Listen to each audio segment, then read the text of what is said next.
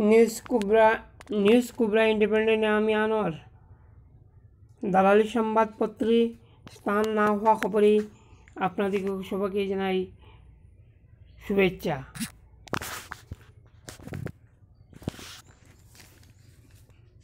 আসামে করোনা সংক্রমণের সংখ্যা হয়েছে 539 জন। নতুন সংক্রমণ কামরূপে 7 জন, গোলাঘাট 6 জন, করিমগঞ্জ 16 জন, হাইলাকান্দি 4 জন, কাছাড় 5 জন।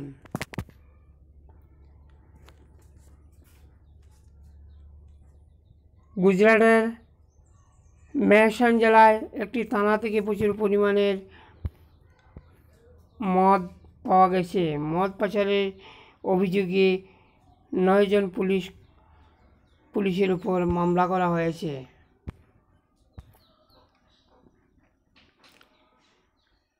পাকিস্তান থেকে আসা একটি কবুতরকে আটক করা হয়েছে জম্মু কাশ্মীরের কাঠুয়া জেলায়। সন্দেহ করা হচ্ছে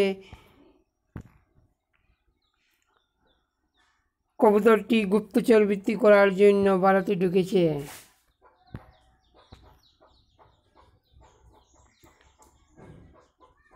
আবার সেই খবর, প্রবাসী শ্রমিককে নিয়ে গোয়া থেকে ট্রেন রওনা দিয়েছে বালিয়ার উদ্দেশ্যে, গিয়ে পৌঁছেছে নাগপুর।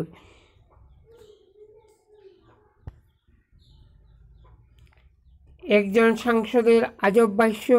রাজ্যসভার সাংসদ রাকেশ সিনহা বলেন, আমাদের পরম্পরা বলৎকারীদের জন্য শাস্তির কোনো বিধান নেই।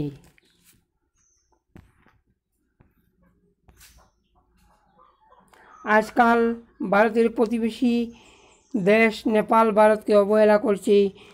প্রথমে ভারতের 3টি জায়গায় নিজেদের নতুন মানচিত্রে ঢুকে নিয়েছে। এখন সীমানা দিয়ে 130 কিলোমিটার রাস্তা নির্মাণ করছে, যার 50 কিলোমিটার উত্তরাখণ্ডের সীমানার সঙ্গে বিবাদিত ছিল। পালকর সাধু হত্যাকাণ্ডের পর আবার মহারাষ্ট্রে চার্জারের তার দিয়ে জড়িয়ে 2 সাধুকে খুন করা হয়েছে।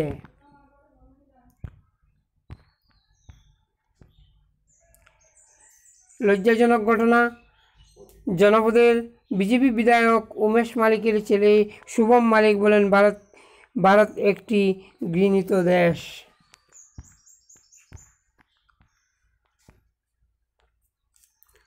উত্তরপ্রদেশের আলিগড়ে একটি গরুর শেষকৃত্য আয়োজনে হাজার হাজার মানুষের ভিড়। যোগীর রাজ্যে আইনকে বুড়ো আঙ্গুল দেখানো হচ্ছে।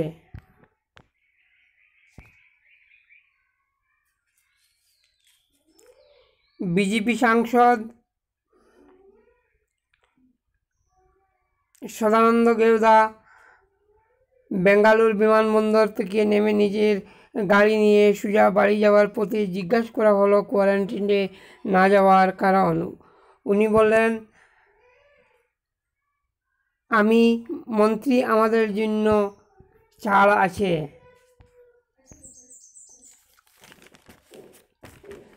ছয়জন সাংবাদিক প্রবাসী শ্রমিকদের দুর্দশা নিয়ে কথা বলেছিলেন। হিমাচলে বিজেপি সরকার ওদের একজনের উপর 3টা থেকে 6টা মামলা করেছে।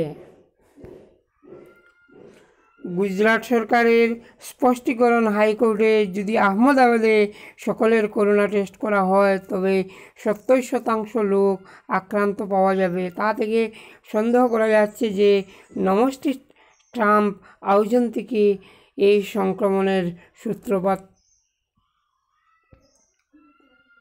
আরও একটি খবর, গোয়া থেকে সাহারানপুর যাওয়ার ট্রেন পৌঁছে গেল আলিগড়। সেখানে 600 শ্রমিককে নামিয়ে দেওয়ার পর হঠাৎ পালিয়ে গেল সাহারানপুর। আগামী 6 জুন থেকে এয়ার ইন্ডিয়া বিমানের মধ্যের সিট খালি রেখে চলাচলের অনুমতি দেওয়া হয়েছে। হৃদয়ের স্পন্দন থাকা লোকের হৃদয়ে নায়ক শুধু একজন। চর্চা চলছে সামাজিক মাধ্যমে। উনি সরকারের কোনো মন্ত্রী নন, কিন্তু সরকার থেকে ভালো কাজ করছেন। উনি হলেন সোনু সুদ। হাজার হাজার গরিবের দুবেলা খাবার ও ঘরে পৌঁছানোর জন্য দিন রাত কাজ করছেন। দিল্লির বিজেপি অধ্যক্ষ মনোজ তিওয়ারি লকডাউনের নিয়ম নীতি ভেঙে ক্রিকেট খেলছেন।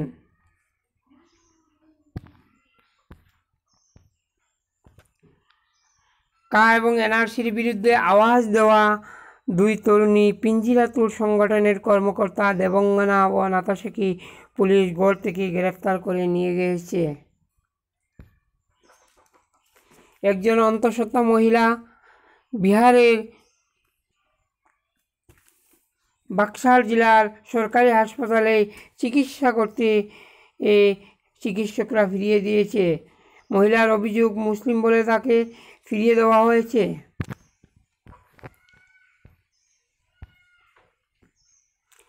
বিহারে বৈশালী জেলায় মৃতদেহ মোটরসাইকেলে করে নিয়ে যাওয়ার খবর পাওয়া গেছে। এই ঘটনা বিহারে প্রথম নয়, আগেও অনেকবার দেখা গিয়েছে। গুজরাটে সুরাটে কুদায় তৃষ্ণায় 3 জন প্রবাসী শ্রমিক গলায় ফাঁসি দিয়ে আত্মহত্যা করেছেন। পাঞ্জাব থেকে বিহারের উদ্দেশ্যে হেঁটে আসা অন্তঃসত্ত্বা মহিলা রাস্তায় বাচ্চার জন্ম দিয়েছেন, কিন্তু বাচ্চাটা বেঁচে থাকেনি, মারা গিয়েছে।